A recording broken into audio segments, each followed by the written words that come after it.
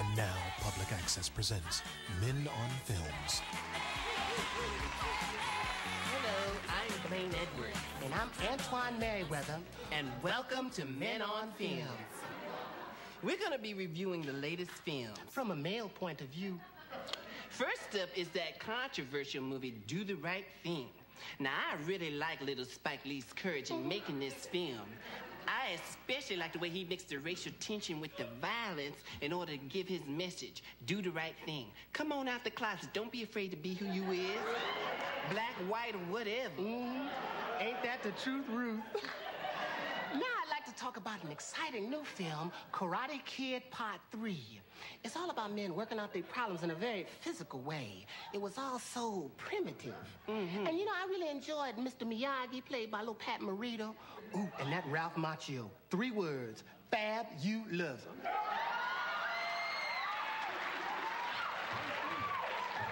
Boy, I hope I look that good when I'm 40. Stop.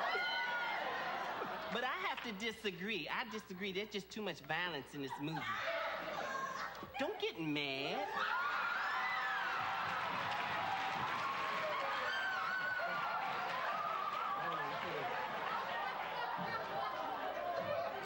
You better give me back my scarf. Don't hate me because I'm beautiful.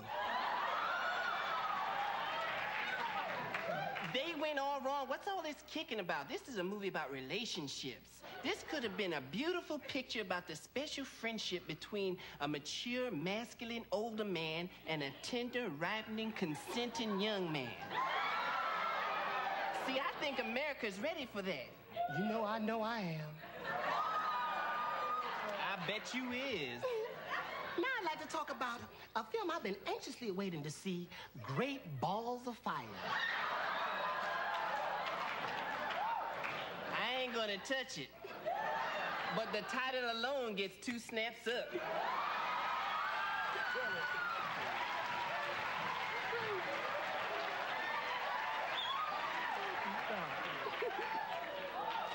Now let's talk about some films that are soon to come out on video. First up is Black Widow, starring Teresa Russell and Deborah Winger. Hated it. Also coming out is Miss Firecracker. Is that Gene Anthony Ray's new movie? Holly Hunter. Hated it. And we finally have Dangerous Liaison, starring John Malkovich and Glenn Close. You know, John Malkovich is like every moviegoer's fantasy. I found myself just alone at night just thinking about his intensity. Yeah. What you think of Glenn Close? Oh, I loved him. And I really have to admire the producers for daring to cast a man in that role. I mean, that really made the picture for me. Hello? Glenn Close is a woman. Clutch the pearls. What a sneaky thing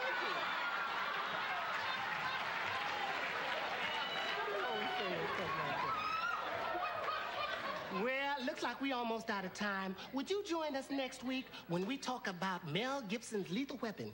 I hope it's loaded. You crazy.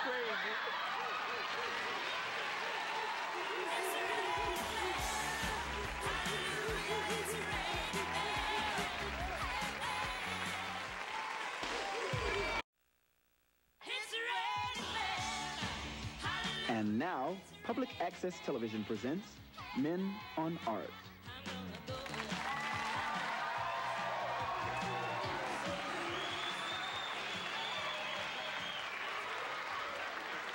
Hello, I'm Blaine Edwards. And I'm Antoine Merriweather. And welcome to Men on Art, the show that looks at great art from the past and present. From a male point of view.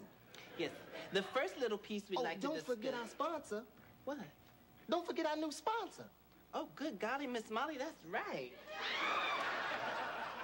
Tonight's broadcast is brought to you by Bengay.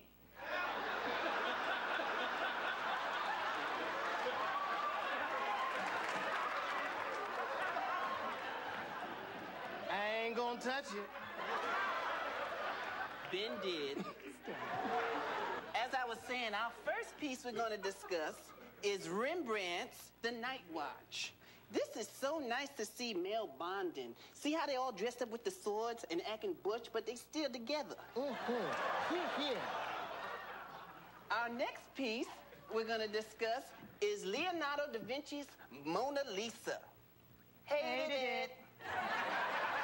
You know, where are Miss Mona's eyebrows? Tell me. Yes, I think somebody went a little tweezer crazy. You better stop. Look who's talking. Don't hate me because I'm beautiful. And this little thingy over here, that's Botticelli's Birth of Venus. Hated it. And now we come to Andy Warhol's portrait of Marilyn Monroe. Oh, I wish I was still a blonde. Yeah, and Dorothy wish she could go back to Kansas. I have just 2 words to describe this. Gorgeous.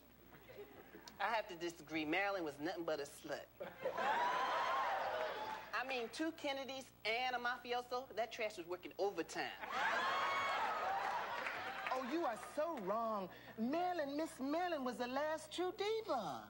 Oh, you know I used to do in my nightclub act, An Evening with the Stars. With hairy legs. Now, don't go there.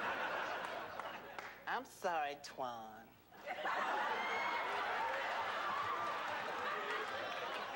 I liked your little nightclub skits. Did you really like it? Cross my heart and hope to look like Whoopi Goldberg in my next life. Well, our next piece is truly a work of art. Yes, it is. It's Michelangelo's Statue of David.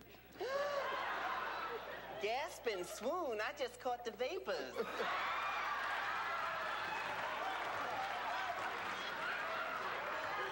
Now, this is art. Yes, it is. And little David is working that bow tie.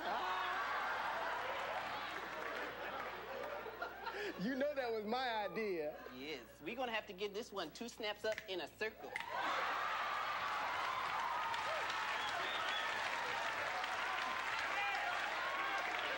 I mean, what power, what strength, what a man. I see why Goliath dropped dead.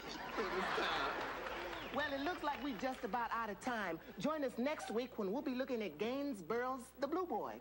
And this David again. You better hurry. Bye.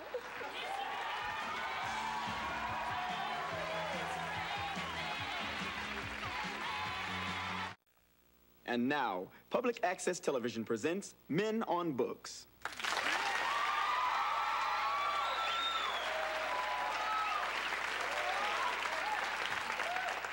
Hello, I'm Blaine Edwards. And I'm Antoine Merriweather. And welcome to Men on Books, the show that looks at great literature from the past and present. From a male point of view. Tonight we have a new sponsor. Yes, and I'm tickled pink.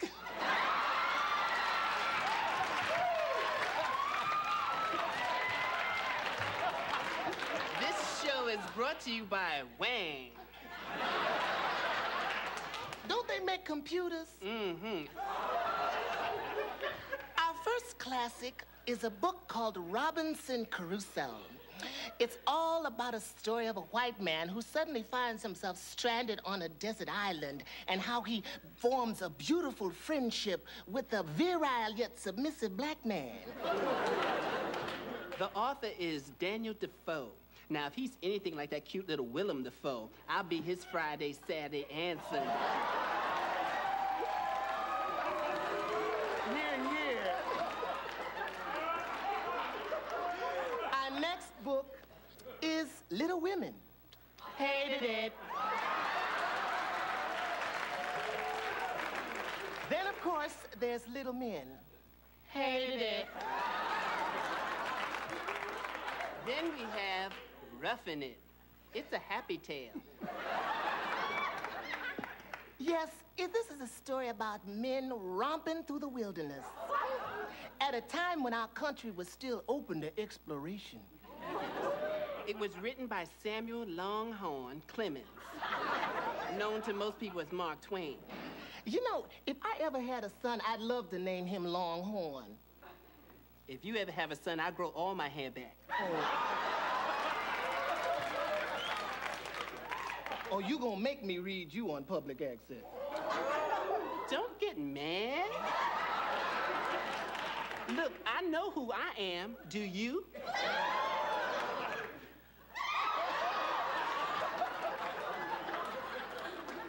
Come on, show me them little pearlies. Now, that's the Twan I know. Now we're coming to the last book, which is truly my personal favorite. This one's called Moby Dick. Open the portholes, there's a man overboard. I get goose pimply just thinking about that big Mr. Moby. Red light. Excuse me, Mr. Moby is a whale. I bet he is. This book gets the yet unheard of Zorro snap. In Z formation.